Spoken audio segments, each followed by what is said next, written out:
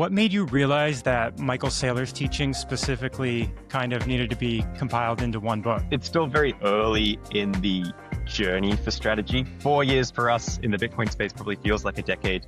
I was certain someone was going to cover his journey in more detail at some point, and I was just tired of waiting. And, in the mobile wave, he actually what he was talking about, having written the mobile wave, he said, the next time I see something like that, I'm not going to write a book.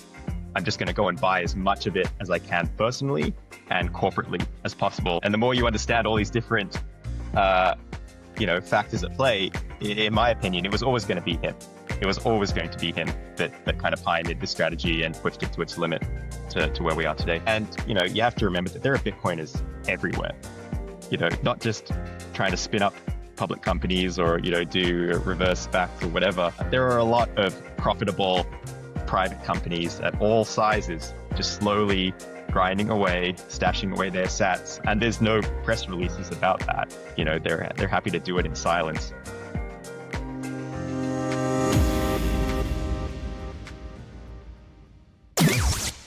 Hey, everybody. Today on Treasury Orange, I'm talking with Anil Patel. He's a Bitcoin educator who's devoted immense time to creating Bitcoin educational content. He's the author of the Bitcoin Handbook, and he recently gave us all a gift by releasing the Treasury of Michael Saylor, a collection of Saylor interviews and lectures. Anil, welcome to the show. Yeah, cheers. Thanks, Tyler. So, Anil, you've spent over some 5,000 hours, you say, creating Bitcoin educational content. What made you realize that Michael Saylor's teachings specifically kind of needed to be compiled into one book? Just the numbers he was getting across all different types of media. It was pretty clear that the way he communicates was connecting with a much broader audience that typically wouldn't engage with your, say, seasoned Bitcoiner. Could almost be saying or making the exact same point, but coming through him as the vehicle, he's just been able to reach a whole new cohort. In your editor's note, you mentioned that you assumed someone else would have done this already. Why do you think no one had? And did you have like an aha moment that made you decide you needed to take this on?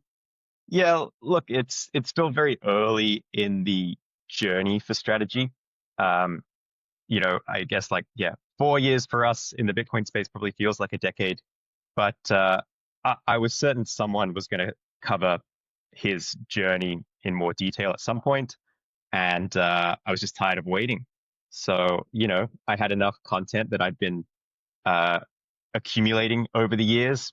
And, a lot of my friends are the people who, have podcasts or conferences, and they've had him as guests. And it was just time to kind of put it all together in one concise package and kind of make it very clear to someone consuming it, just how he kind of links all these different steps on that ladder of understanding as to why at the very end of that, a company would be pursuing different strategies to acquire as much Bitcoin as possible. Anil, you've been around Bitcoin for a while. What was your take of Michael Saylor when he kind of, launched into the scene in 2020 and transformed MicroStrategy at the time into a Bitcoin treasury company? When I first was listening to him, he said some really provocative things, and it took me a while to digest what he was saying. I think you have to first recognize that here's someone who was coming in very fresh in 2020, or even, maybe late 2019. Who knows when he was starting to kind of put those pieces together. But he's kind of been on an accelerated learning journey himself. So if you think about it from your own experience, how long did it take you to kind of separate signal from noise, figure out what was legitimate and illegitimate in the space, to understand all the technical aspects? I'm actually surprised it didn't take him much longer, even given that he's extremely intelligent. And the more research I did on him as a person, kind of looking back at, okay, what did he study in university? What jobs did he have? What journey had he been on financially, given MicroStrategy's stock price over the last 3 decades?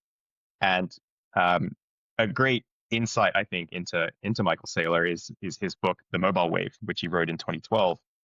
And that's really where he lays out the case that, there are these dominant digital networks that are emerging before our eyes, and they're going to crush everything in their respective vertical industry. And the thesis was absolutely correct. You know, yeah.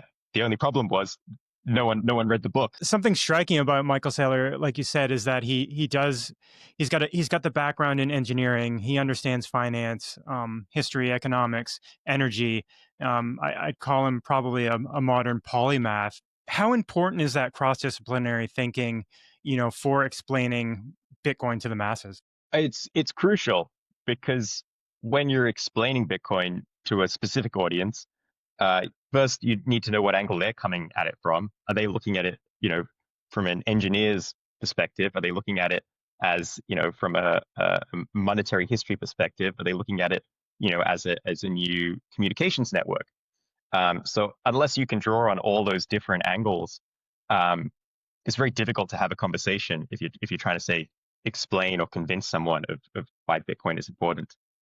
I told you before we started recording, I haven't made it all the way through the book. Did you happen to include Michael's conversation this year he had with Jordan Peterson about where he talks about how he feels he was a contemporary to Elon Musk, Jeff Bezos, and he felt like he had a much higher potential, and that when he discovered Bitcoin, Michael realized that Bitcoin was this way that he was going to impact humanity. Did that make it into the book? And what did you think when you heard him talk about that?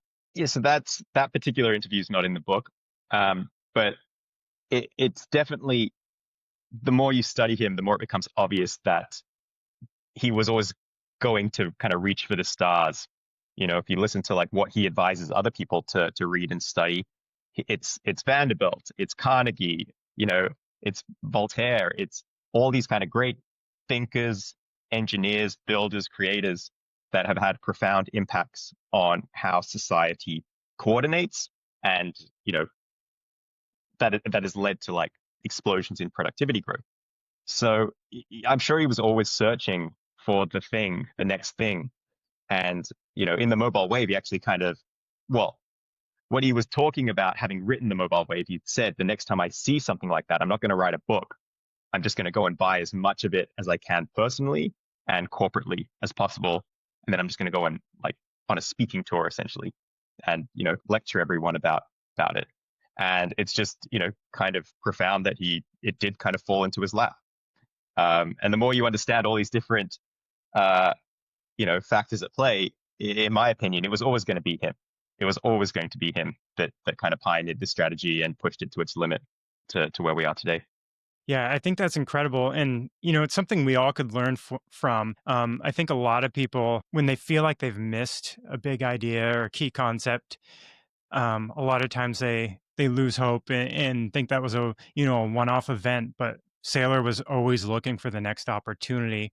And I think that's one of the reasons a lot of people reject Bitcoin or don't do a deep dive into, how Bitcoin changes money is because they feel like maybe they've missed the boat on price appreciation or the adoption of Bitcoin. And as you would probably agree with me, we're still pretty early on this Bitcoin as money journey. Do you think that's a fair characterization? And what can we learn from how Saylor, was looking for that next opportunity? Yeah, it's just a lesson in humility. I mean, if you take someone who saw extreme personal wealth early in their career, saw the majority of it evaporate in a very public fashion, like talking front page of major newspapers, kind of deriding him for losing so much wealth.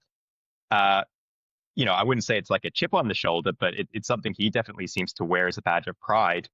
If you think of how much he refers back to that 2013 tweet in which he kind of called Bitcoin, something that's going to go the way of gambling, its days are numbered. He's trying to make a very clear point that everyone is a skeptic. That's like a healthy, natural reaction initially. And the same way that everyone thinks they're late. The battle is with yourself to see if you can overcome that feeling that is, uncomfortable and maybe embarrassing, and just simply adopt the best idea that's in front of you. And that is Bitcoin. I was interested. I skipped around in the book a little bit and was really drawn to the chapter that talked about the defects of real estate. And I thought it kind of really crystallized Saylor's thinking. Can you walk us through that chapter a little bit? And I remember when Saylor started really making the rounds on podcasts, he was talking about Bitcoin as digital real estate or digital Manhattan. How important do you think that's been to the narrative of Bitcoin in allowing kind of, Wall Street and finance to kind of grasp what he's talking about with Bitcoin as a superior asset? Yeah, if you go back to the fundamental reason why people invest in real estate, it's because they want to have more wealth in the future, right? And if you can get someone to a point of understanding that, if you could be at the same point in the future, but without all the headaches involved in managing a physical asset with all these potential risks, uh, governmental risk, taxation risk, the financing risk, mortgage rate risk. There's just endless list. Okay, what would you choose? And that's assuming that Bitcoin performs exactly the same as whatever residential real estate in your city is going to perform. So you're just kind of a- attacking it in a way that a lot of people will have that one asset class that is very dear to them, and they've formed a bias with, or they have a relationship with.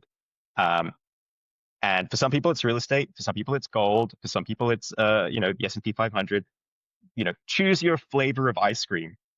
Um, you need to have a very honest conversation about how that compares to Bitcoin and looking at the risks as it stands today, not the risks of Bitcoin 10 years ago, which is a very different conversation, but what are the risks today if you put those two asset classes together, Bitcoin versus, XYZ? Yeah, I think a lot of us have had those conversations with, our friends or colleagues who are really into real estate. And it's like, yeah, you can remove all this risk by just embracing Bitcoin, right? I think the time horizon of Bitcoin is just longer too, right? How do you think that metaphor of digital property that Saylor uses has shifted the conversation away from just digital gold? Yeah, digital property, it's just a bigger idea than physical property.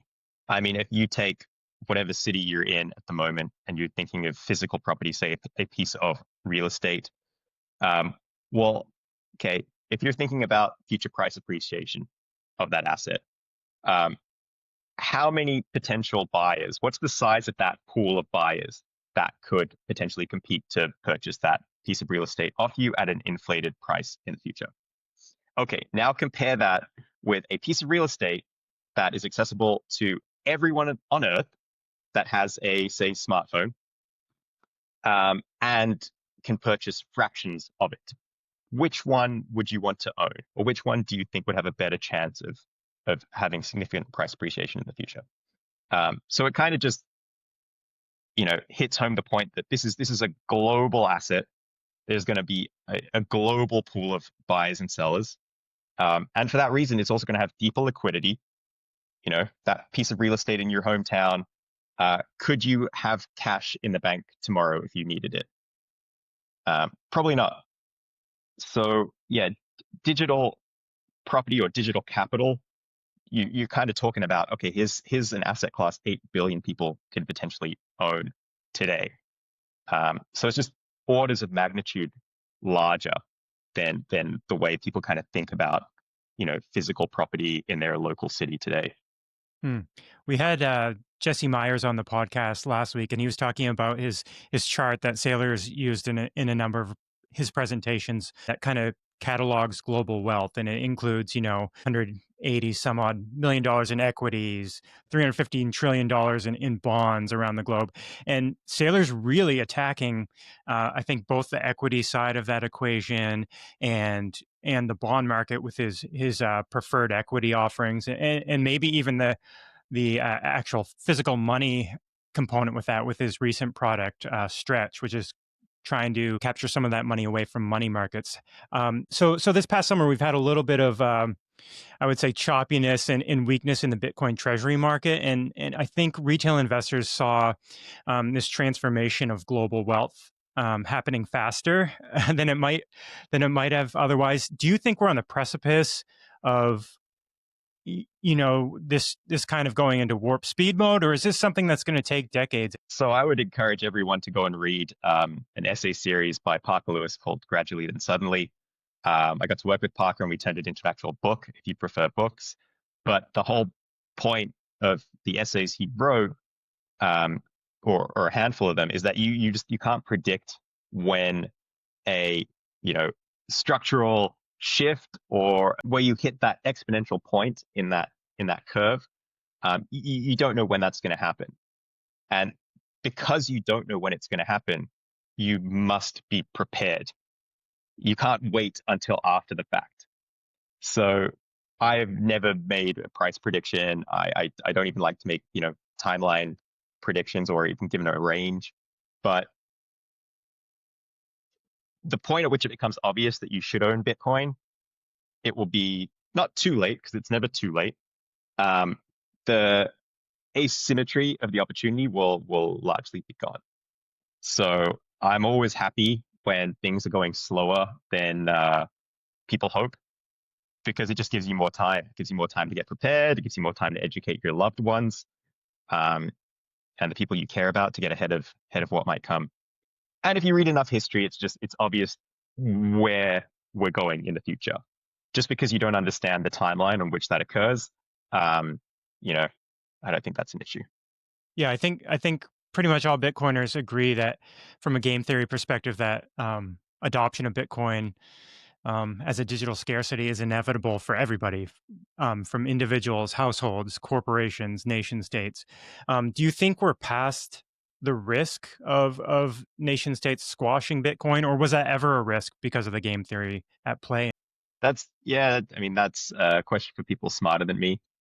I mean, earlier in Bitcoin's history, it probably was a more significant risk. I think at this point, it's not going away. There's no single country that could potentially stop it, and that's not even talking about our government's powerful. It's just even from a technical standpoint. If you understand how nodes work and you look at their distribution and what pieces of hardware does it take to uh, you know keep a valid record of Bitcoin's history, there's just no technical way for a single government to squash it. Hmm. You spent a lot of time educating people about Bitcoin. I think every Bitcoiner's reached a stage in their journey about learning about the asset and then explaining Bitcoin to all their friends and relatives and coworkers. What lessons have you learned from Michael Saylor about how we can orange pill people? And is that a worthwhile task for people to take on? Is it incumbent on all of us to orange pill our friends and family? How do you think about that? I think we're at a point where it's sort of flipped in the sense that there are more people eager to learn, where you're not essentially trying to convince someone, you're just offering them new pieces of information to help them on their journey, versus the more debate style, you're trying to convince someone that their view of the world is wrong. And I only now reserve that kind of combative, argumentative angle for people I love, because I want them to understand this, because I see it as essential to their well-being in the future. Uh, so, you know, if there is someone you really love and care about, and you think it, it, it's one thing to say, you know, or offer these disclaimers that this is not financial advice, but you should do X. And if you really deeply understand Bitcoin, it's like, no, no, no, you have an obligation to your loved ones to help them understand this. And it most definitely is financial advice, because not taking Bitcoin or not taking that piece of advice will cost you dearly. It's just math. So yeah, it depends on the person you're speaking to. If you care about them, yeah, you wanna make the effort. Well said. Um, the book touches on Saylor's kind of vision for the United States adopting a strategic Bitcoin reserve, and Senator Cynthia Lummis wrote a foreword to the book. So she's been really involved in trying to get this strategic reserve legislation passed. Can you explain the Buy the Future thesis and why Saylor sees, a strategic Bitcoin reserve equivalent to like the Louisiana Purchase or westward expansion? It goes back to the point of scarcity, and talking about what are the next frontiers in which nation states will compete.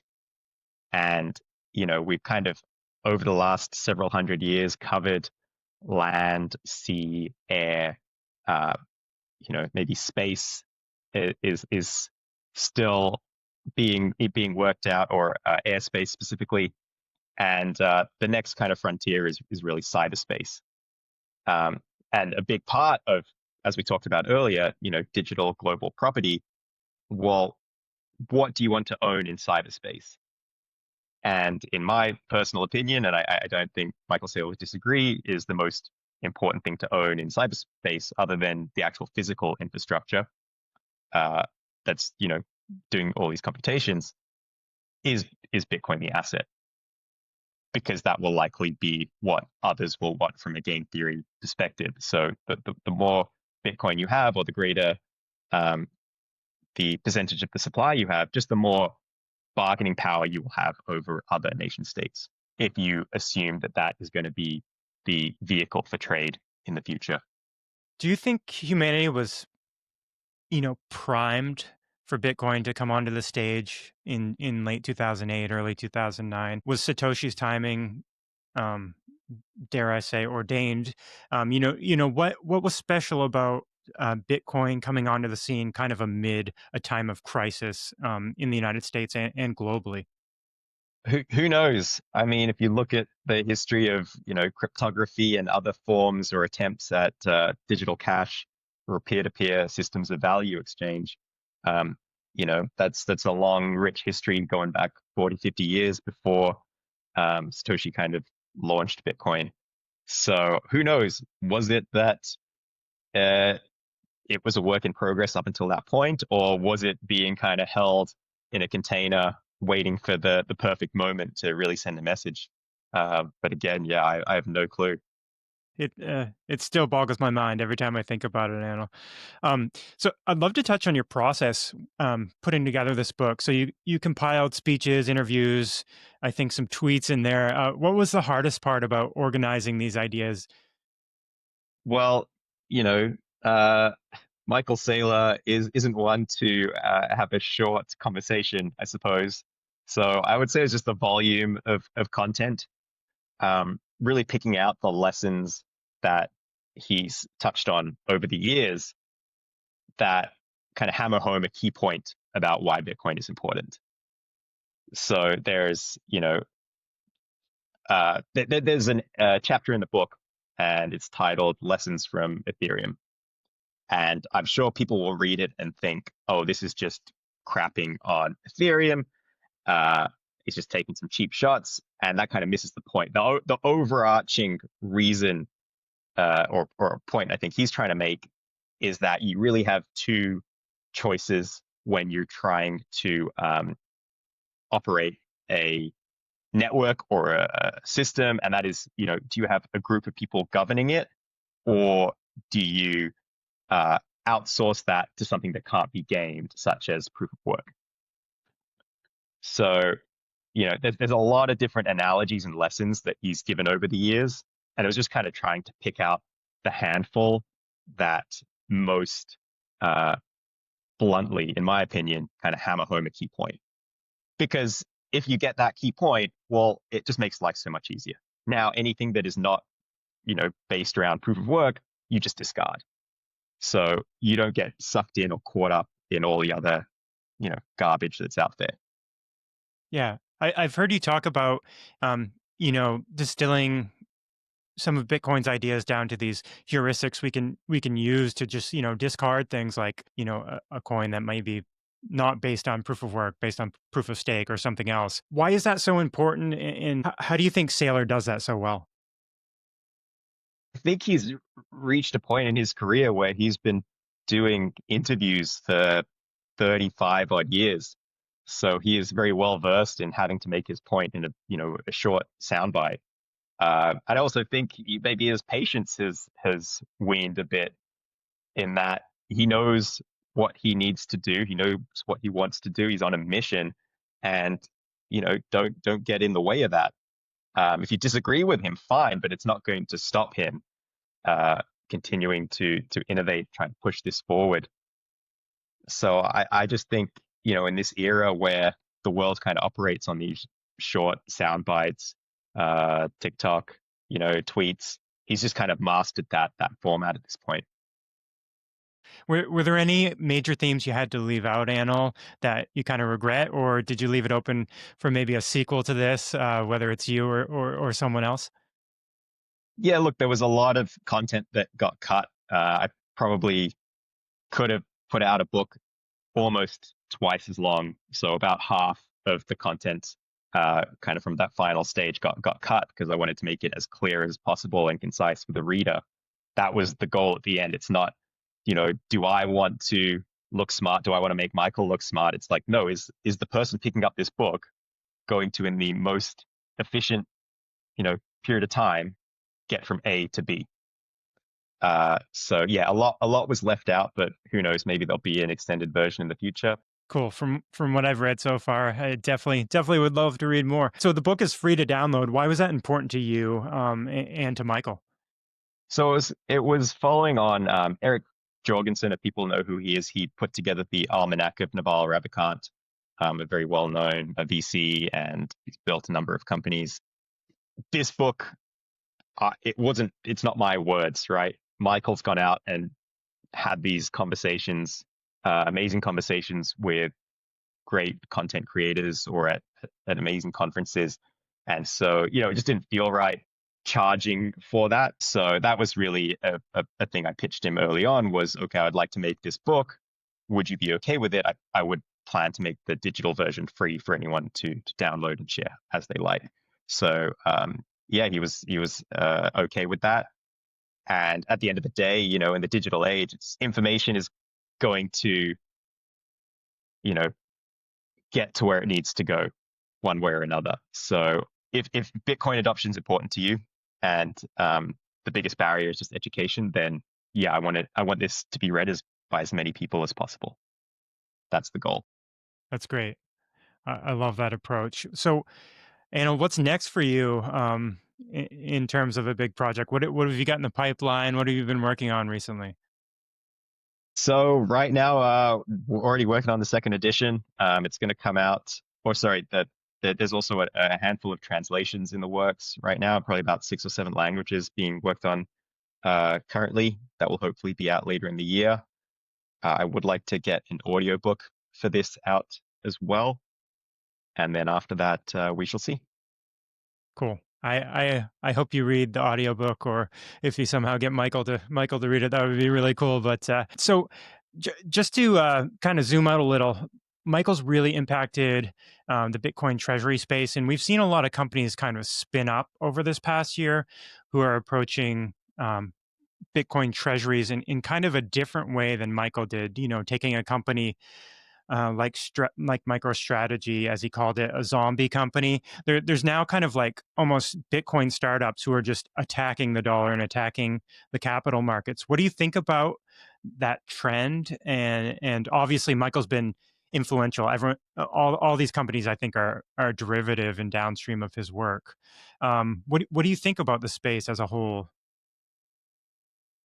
It's very fragmented in that there are so many different strategies being pursued in different markets, in different currencies, under different regulatory guidelines, and some will work out, some will blow up. Some will be too aggressive, some will not be aggressive enough. It's going to be very chaotic and messy for quite some time. But I think fundamentally, at the end of the day, whether you're an individual, a city, a local charity group, or a publicly traded corporation, you want to have your savings or retained earnings or treasury in Bitcoin, if that is like your long-term wealth storage vehicle. Hmm. If you're applying leverage to that, if you're borrowing to acquire that, like, it's going to add different layers of risk on top of that. But fundamentally speaking, if you're creating value in the world more than you're consuming and you have savings for the long term, you want to retain that in Bitcoin. I found the whole phenomenon interesting, to say the least. And these Bitcoin treasury companies are spinning up in different jurisdictions all over the world. I thought there was going to be an order of operations to how it worked. I thought people would mimic maybe what Elon Musk did with Tesla by purchasing a little bit of Bitcoin on the balance sheet, or obviously mimicking the Saylor strategy, given his wild success when you measure the stock price of strategy. Are you surprised by how adoption has taken this path, or does Bitcoin always have a surprise around the corner for us?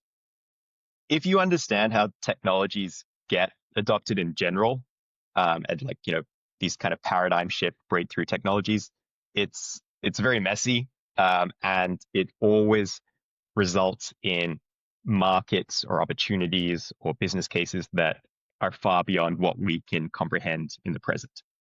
So, there are lots of uh, things on the horizon that we just don't yet know are possible. People are going to use Bitcoin in ways we can't conceive of yet. So it will, in my opinion, only get more complex and interesting and entertaining and risky in the future. But then at the same time, I think, one thing that I like to go back to, or an example, is when Figma went public and it was revealed that they had Bitcoin on the balance sheet. And, you have to remember that there are Bitcoiners everywhere, not just trying to spin up public companies or, do reverse SPACs or whatever. There are a lot of profitable private companies at all sizes, just slowly grinding away, stashing away their sats. And there's no press releases about that. They're happy to do it in silence. It's going to be interesting. It is going to be interesting. See, the Figma situation, I think, was eye-opening for me too, and that just kind of unlocked that. Yeah, there are people stacking all over the place. From family offices to small private corporations to companies that do have aspirations to go public in the future. If you could have a message for someone who might be watching our podcast who's in Bitcoin treasury companies, maybe for the trade. I think a lot of retail traders are looking at Bitcoin treasuries as kind of a gamble or a way to make up for the gains they might have missed since they heard about Bitcoin. How important is Bitcoin as a self-sovereign asset, and what message would you have to those listeners? Don't do anything you can't live with, or that you wouldn't want to tell your children about one day. So again, I think it just comes back to the reputation you keep with yourself. There'll be opportunities to make a lot of money, I'm sure. Will you be doing it in a transparent or ethical way, or a way in which you're, keeping your fiduciary duty to shareholders? So, this is going to be a multi-decade evolution. If you plan to be around 20, 30 years from now in this space, you want to have good relationships. And a way to do that is to, really take your reputation seriously and act with integrity. Yeah, I love it. Anil, thanks so much for this conversation. Can you share with our viewers where we can find you online, your website and socials? Yeah, if you just head to my X profile, Anil said so, there's a link. You can, from there, download all of my educational resources for free, both books. I've got an online course. If you're giving a presentation at a meetup or to your company or to your family, I have, dozens of slide decks that you can download, use, share as you like. So yeah, go out there and start educating. Awesome. We'll put all that good stuff in the show notes. Anil, one thing we have all our guests say before they leave is stay orange.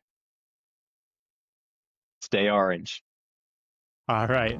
Ladies and gentlemen, Bitcoin's archivist, Anil Patel. Cheers, Tyler.